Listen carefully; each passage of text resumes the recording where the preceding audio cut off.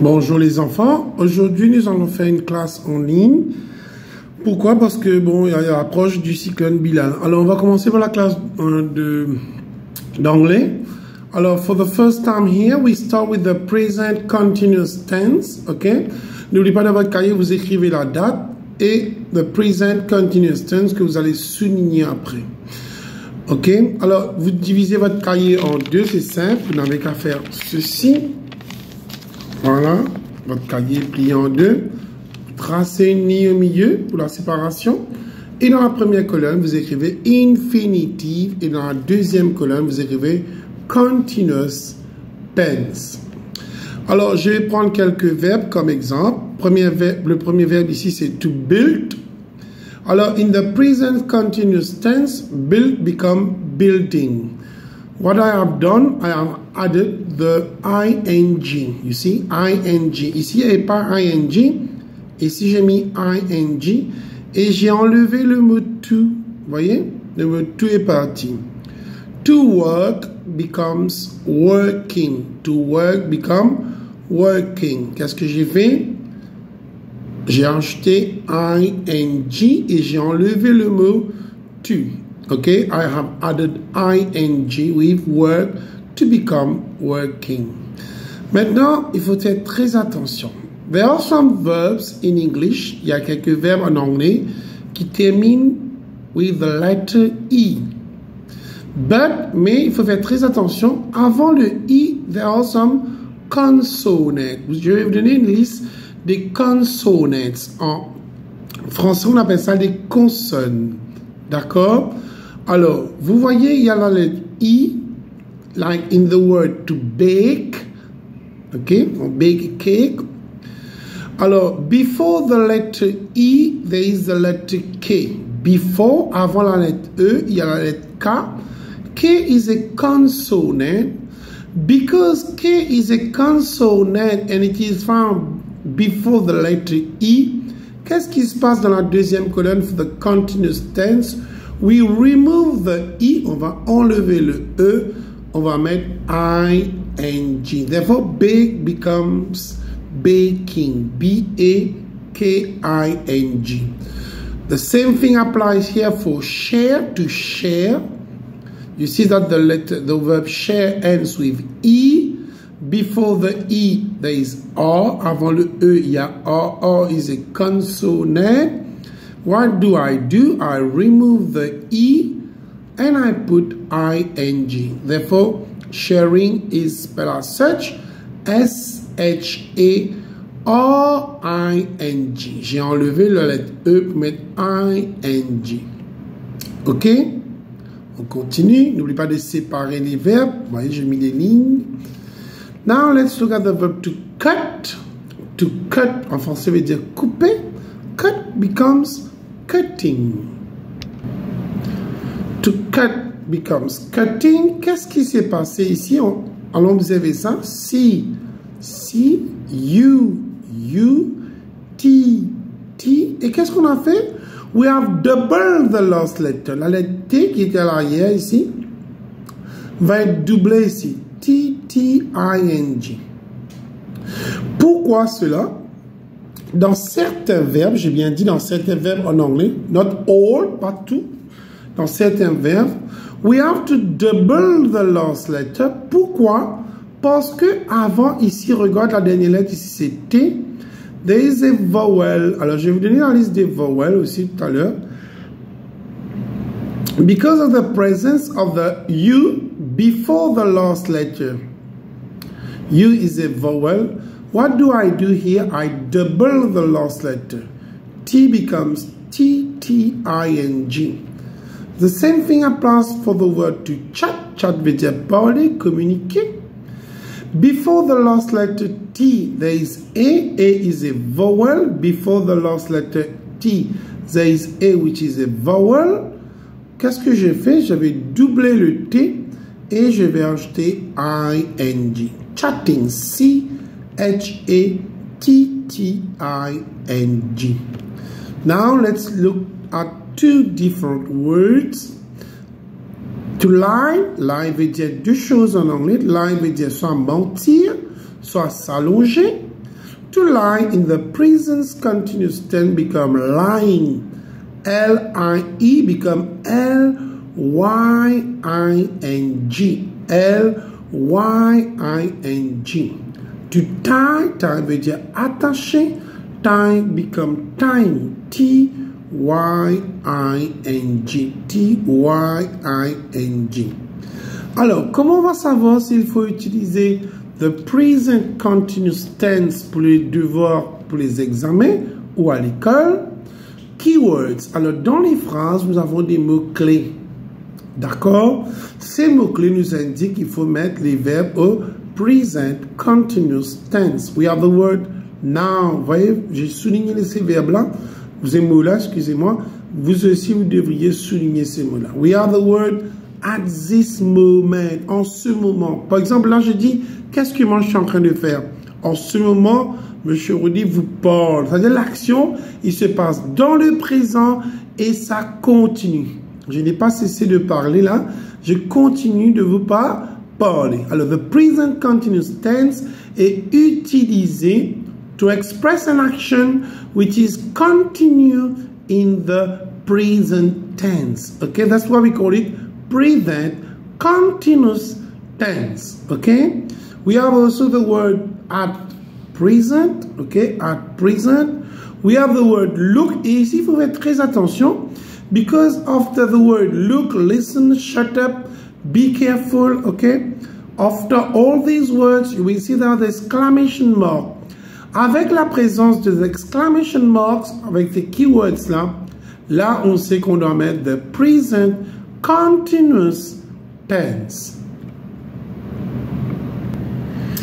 Nous allons maintenant travailler 3 questions. Et je vais vous donner 3 autres questions que vous allez devoir travailler pour vous-même par rapport aux explications que je vous ai données. Let's start. Write the correct form of the verbs in bracket. Write the correct form of the verbs in bracket. At this moment, Peter and Mala dinner. At this moment, Peter and Mala dinner. Alors, quand vous avez un devoir de verbe, il faut chercher les mots-clés. Et tout à l'heure, là, je vous ai donné une liste. Alors, dans cette phrase-là, où est le mot-clé? Très bien. C'est at this moment. Et quand vous voyez at this moment, ces mots-là me disent qu'il faut utiliser the present continuous tense. Voilà. J'ai écrit present continuous tense at this moment. Vous aussi, vous devriez écrire ceci dessus. Ces mots dessus. Deuxième mot-clé, vous allez voir que le deuxième mot-clé se trouve toujours devant le tiret. Le tiret est là. Et là, nous avons le mot Peter and Mala. Peter and Mala. Here we have 2 people. We have Peter and Mala. Et vous avez déjà appris ça en 3e et en seconde, que les mots, quand il y a 2 personnes, 2 objets, ou plus des animaux, par exemple, we have to replace them by the personal pronoun they. Therefore, Peter and Mala, they are like they. Alors, quand there is the word they, we look for it, and what do we see here? They, we have to put the word are, the modal are here, okay? And what happened to play? Play come playing, okay? They. Alors, here, you know that Peter and Mala are like they, therefore we put are. And the verb here is to prepare. Alors, il faut bien observer le verbe to prepare. You remember, I said earlier, the verb prepare is the same as the verb to share or to bake, because at the end of the verb,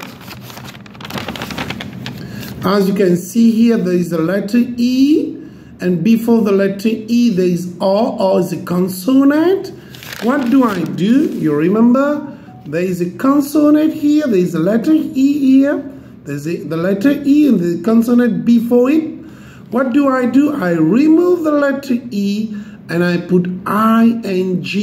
Therefore, the verb prepare will become preparing, where I have to remove the letter E.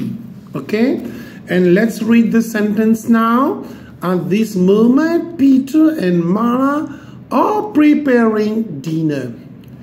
The second sentence now, look, Sammy the road. Look, Sammy the road. We have the verb to cross. Cross veut dire traverser. Je vous donne quelques secondes pour chercher le mot-clé. Il y en a deux. Très bien. Le mot-clé ici, ce qu'il y a dans la liste, is the word look. When we see look with the exclamation mark, we know that it is indicating the present continuous tense. Here you are. I underline the word look. I put present continuous tense. The second keyword, le deuxième mot-clé, je vous ai dit, se trouve toujours devant le tiret. Et le mot qui se trouve devant le tiret, c'est Sammy. Sammy is a boy normally. Therefore, I can replace Sammy par, allez, dis-moi. Très bien. He. And when we have he, what do I do? We put is. He is.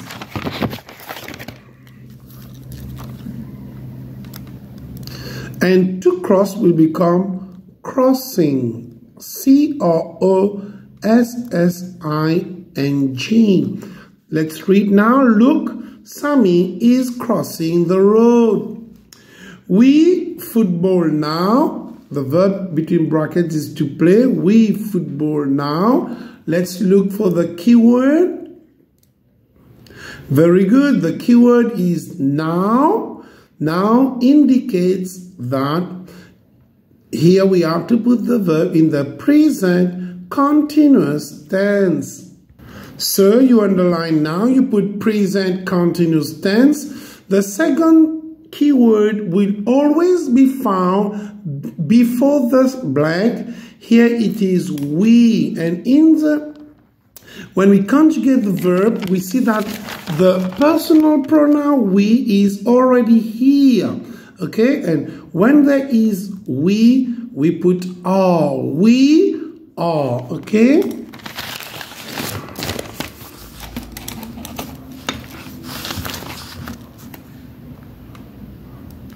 And what happened to play? Play becomes playing. Play becomes playing. Maintenant, passons à la classe de français. Alors, aujourd'hui, nous allons étudier la forme négative.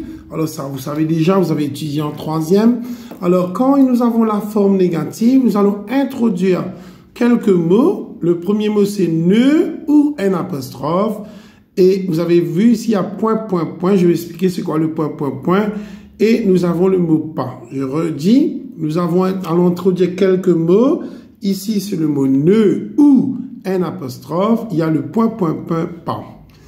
Le point, point, point indique le verbe. C'est quoi un verbe? Un verbe, c'est une action. Je répète, un verbe, c'est une action. Il n'y a que le verbe être qui est un verbe d'état.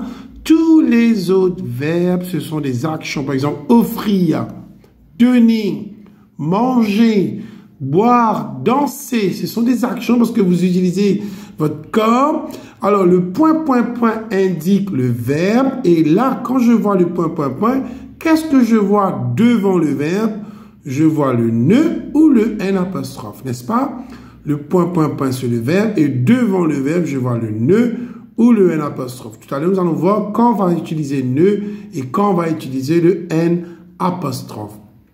Et après le point, point, point, nous avons pas. C'est-à-dire, après le verbe, il faut mettre le mot pas. Alors, vous avez appris déjà en grade 3, c'est quoi les voyelles? Nous avons 6 pour le français et 5 pour l'anglais. Ok, en français, nous avons A, E, I, O, U, Y. Je répète, A, E, I, O, U, Y font partie des voyelles. Tout ce qui reste dans l'alphabet, hein, n'oubliez pas, il y a 26 lettres. Les 20 autres, ce sont des consonnes. Les consonnes sont B, C, D, F, G, H, J, K, L, M, N, P, Q, R, S, T, V, W, X et Z. Je retourne à l'anglais maintenant. Because in English, en anglais, in English, we have only 5 vowels, which are A, E, I, O, U. Here we consider Y as a semi-vowel. C'est quoi semi-vowel? At times it acts as a consonant.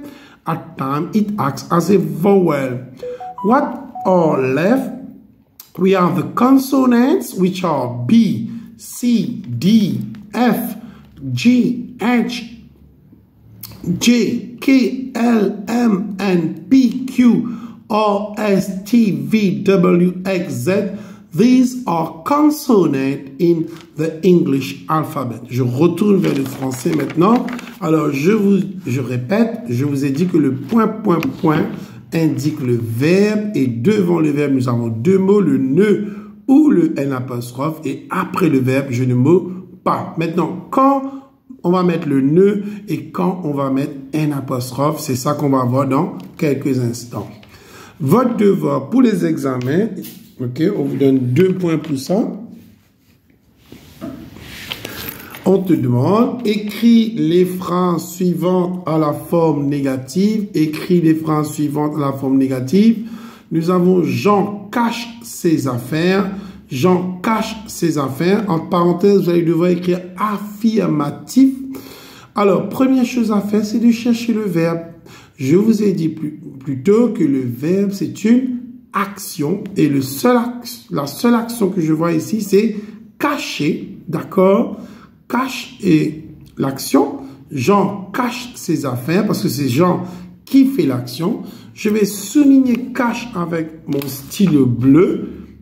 Moi, j'utilise stylo rouge pour que vous voyez bien. Et là, je vois que le mot cache commence par C. Et on avait dit plus tôt que C, c'est une consonne. C, c'est une consonne. Dans ce cas précis, vu que C est une consonne, je vais mettre le mot ne devant le verbe. Je répète, vu que C est une consonne, alors quand n'importe quel verbe comporte une consonne, on va mettre le mot ne devant le tiré. Ça veut dire, j'écris la phrase Jean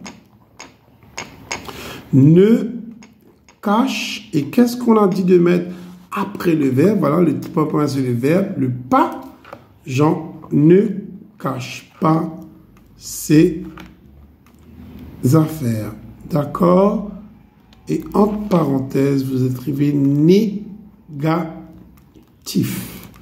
Et ici, vous allez souligner ne et pas.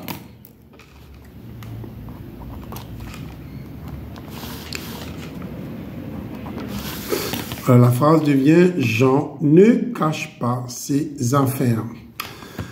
La deuxième phrase maintenant. Les enfants sont là. Ça, c'est la forme affirmative. Comment on sait que c'est la forme affirmative? Parce qu'il n'y a pas de point d'interrogation à la fin de la phrase. Il n'y a pas de ne, il n'y a pas de pas. Les enfants sont là. Allons chercher le verbe. Très bien. Le verbe est le mot sont. Sont est l'auxiliaire du verbe être. C'est un verbe d'état. C'est pas une action ici. Alors, je vais souligner le mot sont. Et je constate que le mot sont commence par S. S est dans ma liste de consonnes. Voilà, S est une consonne. Et quand il y a une consonne, je vais mettre le ne devant le verbe. Quand le verbe commence par une consonne, je vais mettre le ne. Et qu'est-ce que je place après le verbe? C'est le mot pas. Alors la phrase va devenir « Les enfants ne sont pas là ». Voilà la phrase « Les enfants ne sont pas là ». En parenthèse, n'oubliez pas d'écrire négatif. Nous cherchons nos livres. Nous cherchons nos livres. Cette phrase est à la forme affirmative. Pourquoi? Parce qu'il n'y a pas de point d'interrogation à la fin de la phrase. Il n'y a pas de ne pas. Nous allons devoir chercher le verbe. Et ici, le verbe, c'est une action. L'action que je vois dans cette phrase, c'est le verbe chercher qui devient cherchons. Nous voyons que le mot cherchons commence par C. Et on a dit plutôt que C est une consonne. Je vais souligner cherchons pour dire que c'est le verbe. Et vu que le verbe commence par C qui est une consonne, je vais mettre le mot ne devant le cherchons et pas après le verbe. La phrase devient nous ne cherchons pas nos livres, nous ne cherchons pas. N'oublie pas tout ce que je souligne en rouge, vous soulignez avec votre stylo bleu. Alors, on va quelques autres phrases. Eric enlève son chapeau et Eric enlève son chapeau. Ça, c'est la forme affirmative. Où est le verbe? Très bien, c'est le verbe. Le verbe ici, c'est enlève. Que voit-on ici? On voit que enlève commence par la lettre E. Et E est une voyelle. D'accord? E est une voyelle. Je ne peux pas écrire ceci. Je vais mettre là. Je ne peux pas écrire Eric ne enlève pas son chapeau. Pourquoi? Parce que ici, le mot ne termine avec un E et le verbe enlève commence par une voyelle. Dans certains cas, j'ai bien dit dans certains cas, les voyelles ne peuvent pas être juxtaposées. Ça veut dire qu'elles ne peuvent pas être un à côté de l'autre. Dans ce cas précis, je vais enlever le E qui se trouve dans ne pour que le ne devienne N apostrophe. Je répète. Dans ce cas précis, quand il y a deux voyelles, un à côté de l'autre, je vais enlever le E dans ne pour que le ne devienne N apostrophe. Alors, dans ce cas,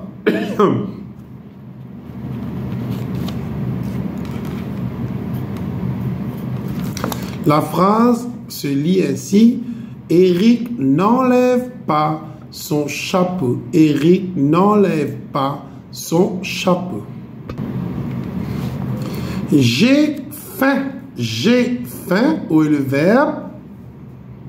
Très bien. Le verbe, c'est « et ». C'est l'auxiliaire du verbe « avoir » pour le pronom personnel « je ». Je ne peux pas dire « je ai ». Alors, on voit que ici, « et » commence par une voyelle, c'est-à-dire la lettre « a ». On a dit « a » est une voyelle. Je ne peux pas mettre « ne » et. On a dit tout à l'heure, les deux voyelles ne peuvent pas être un à côté de l'autre. Alors, qu'est-ce que je vais écrire dans ce cas? Dans ce cas, la phrase devient « Je n'ai pas faim. Je n'ai pas faim. » D'accord? Ils utilisent ces outils. Ils utilisent ces outils. Ça, c'est la forme affirmative.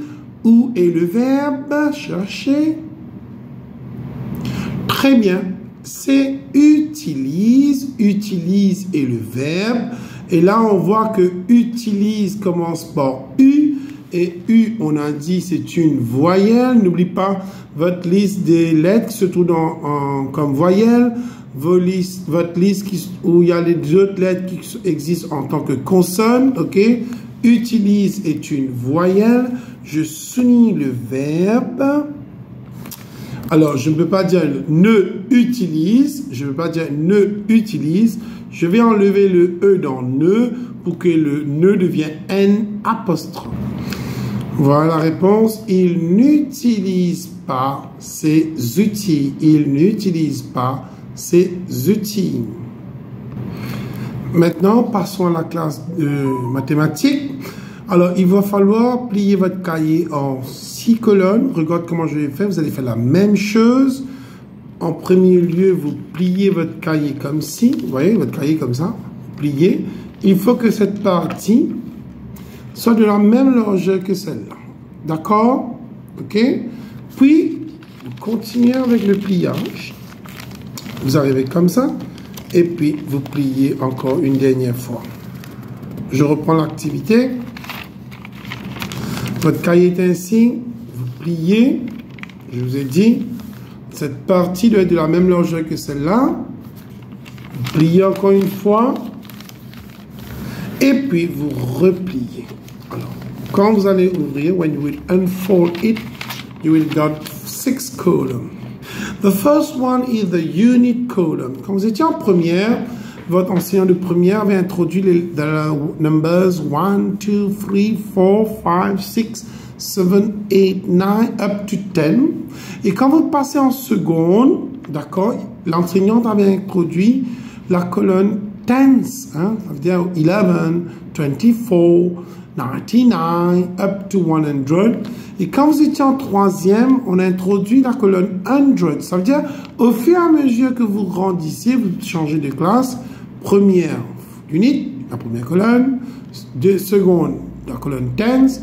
Troisième, la colonne hundreds. Quatrième, la colonne thousands. L'année dernière, pour la cinquième, vous avez fait 10,000. Et aujourd'hui, pour la grade 6, vous allez faire la colonne 100,000. OK? D'accord, il y a 6 colonnes, unit, tens, hundreds, thousand, 10,000, 100,000. La première chose qu'on va vous demander, c'est write in words. On vous donne ces chiffres-là et vous demande d'écrire en words. La première chose à faire, il faut faire très attention, on retourne à la colonne. Vous savez, on va faire comme si dirait une sorte de mariage. On va marier quelques colonnes. La colonne tens va se marier avec la colonne unit. Qu'est-ce que ça veut dire? C'est-à-dire, les chiffres qui se trouvent dans la colonne tens et unit, on ne va pas les lire. Par exemple, si je mets ici 5 et 4, je ne vais pas dire 5, 4, je ne vais pas dire 5, 4 quand je vais écrire. Vu que le 5 se trouve dans la colonne 10, le 5 a changé de nom. Le 5 va devenir 54. Ça, vous avez appris en seconde, ça, les enfants. D'accord? Alors, quand le 5 se trouve dans la colonne de 10, ça devient 5, doit changer en 50, 54. Il y a deux autres colonnes qui vont changer, qu'on va marier. C'est la colonne 10,000 et 1000. Pourquoi? Eux aussi, ils vont être lus différemment. Si je mets 3 et 7 là, je ne vais pas écrire in words 37, je vais dire 37. 37, le chiffre 3 va devenir 30. D'accord? Allons voir. La première chose à faire quand vous avez un devoir comme ça, je redis, je répète, parce que beaucoup ne le font pas, c'est pourquoi ils ont ça mal. La première chose, certains ont compris, ceux qui viennent en jour de semaine, il faut mettre les colonnes. N'oublie pas, il faut qu'on mette les colonnes. Les colonnes sont très importantes, les enfants. D'accord, les colonnes sont très importantes. N'oublie pas d'écrire U pour units, T pour tens, H pour hundreds, TH pour thousand, TTH pour 10,000 et HTH c'est pour 100,000. Vous vous rappelez, je vous ai dit, il faut marier quelques colonnes. Les colonnes qui vont se marier, c'est tens et units et 10,000 et 1000. Ça veut dire qu'on ne va pas les lire comme on a l'habitude de lire, on va les transformer. On va commencer par la première colonne. You see here, the first number here is 4, n'est-ce pas? 4 et 4 surtout dans quelle colonne, les enfants? 100,000. 4 surtout dans la colonne 100,000. Alors, je vais écrire in words 400. 400. Pourquoi 100? Parce que le chiffre 4 se trouve dans la colonne 100. Que se passe-t-il après le mot 100? Ça, vous avez appris en troisième. Après le mot 100, je dois mettre impérativement le mot N, les enfants. Après 100, je dois mettre N. Je vous ai dit, ceux-là se sont mariés. On va pas mettre 52, mais ils vont devenir 52. 52. Et tous ces chiffres-là se trouvent dans les colonnes 1000, 1000, n'est-ce pas? 1000 ici, 1000 ici, 1000 ici. On va dire 52,000. D'accord? On a fini avec ces trois-là. 400, and, n'oublie pas après, on met and, 52,000. Maintenant, on a terminé. On passe ici. Et là, on connaît ça, cette colonne. C'est cette colonne qu'on a fait en troisième. Le 9 here is found in the 100 column. Therefore, it will be read as 900. Qu'est-ce que je vous ai dit de mettre après 100? Très bien, c'est le mot N. Et ces deux-là se marient. On ne va pas dire 8 free, mais ça va devenir 83.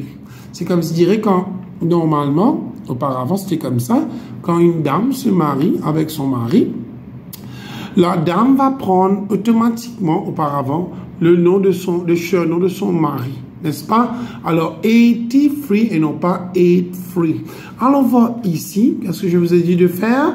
Très bien, de mettre les colonnes. Voilà, j'ai mis les colonnes, j'ai écrit units, tens, 100,000, 10,000, 100,000. Quand on a fini de mettre les colonnes, on va faire le mariage. Tens va se marier avec units, 10,000 va se marier avec 1,000. Maintenant, on va lire. Le premier chiffre qui se trouve ici, c'est 6. Et où se trouve 6, ces enfants? 6 se trouve dans la colonne de 100,000. Alors, je vais écrire 600. Voilà, j'ai écrit 600. Qu'est-ce que je vous ai dit de mettre après 100? Très bien, c'est le mot N. Qu'est-ce qui se passe ici maintenant? Ces deux-là, ils vont se marier. Alors, quand il y a 0, free, il n'y a rien ici, dans la colonne de 10,000. Alors, on va dire c'est free. 0, free, c'est free.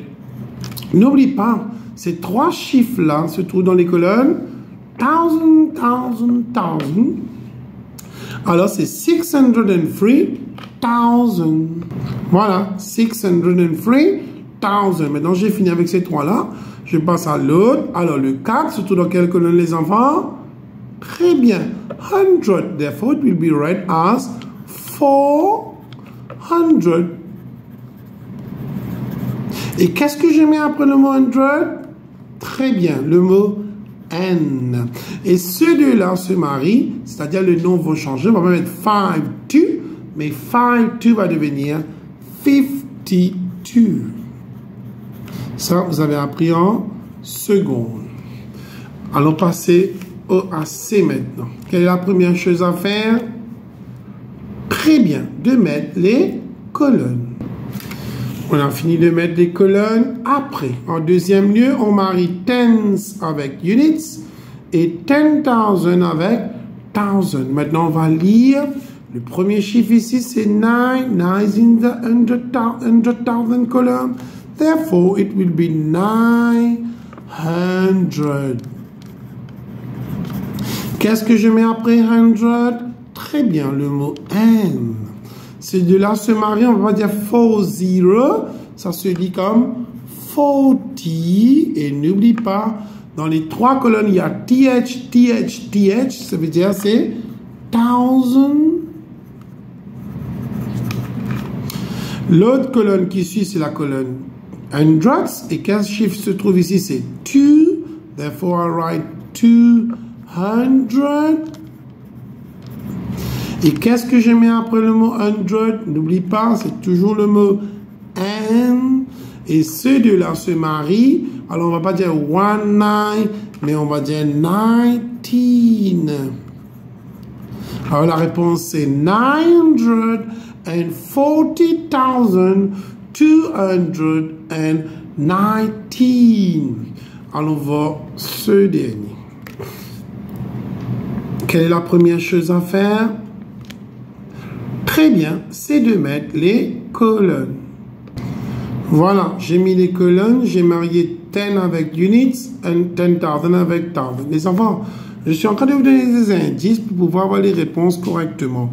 Hier, dans ma classe de mathématiques, pour ceux qui viennent les vendredis, même si j'ai expliqué il faut mettre des colonnes que certains ont fait, ils ont mis les colonnes, ils ont mis les bols, tout ça pour le mariage. Certains enfants, eux, qu'est-ce qu'ils ont fait? Ils n'ont pas mis les colonnes et ils n'ont pas mis les bols comme ça. Qu'est-ce qui s'est passé à la fin? Ils ont eu des mauvaises réponses. Ces astuces que je suis en train de vous donner, c'est pour vous aider à pouvoir avoir les bonnes réponses. Je ne sais pas comment vos enseignants vont faire à l'école, mais vous avez je vous donne les indices. Utilisez ces indices-là pour pouvoir avoir les bonnes réponses. Les colonnes sont très, très, très importantes. Je répète, les colonnes sont très, très importantes. Ne faites pas, d'après votre tête, faites comme je vous ai dit de faire. Les colonnes et 10 units se marient, 10,000 et 1,000 se marient. Maintenant, on va lire. Le chiffre 7 se trouve dans la colonne de 100,000, therefore it is 600. Maintenant, qu'est-ce qui se passe? Il n'y a pas de chiffre ici à part 0, n'est-ce pas? Alors, on ne peut pas lire ça. On peut mettre 0, 0. Alors, ce qu'on voit, on voit que le 7, c'est 600 et tout ça se trouve dans la colonne de 1000. Therefore, it is 600,000. It is 600,000. Quel chiffre il y a dans la colonne de 100? Ben, il n'y a pas de chiffre, n'est-ce pas? Alors, vu qu'il n'y a pas de 100, on va remplacer le 100 par n. Je répète, vu qu'il n'y a pas de chiffre dans la colonne 100, on ne va pas écrire 100 pour rien, on va mettre le mot n. Et ces deux-là se marient, on ne va pas dire 38, on ne va pas dire 38, mais on va dire 38. Voilà, 38.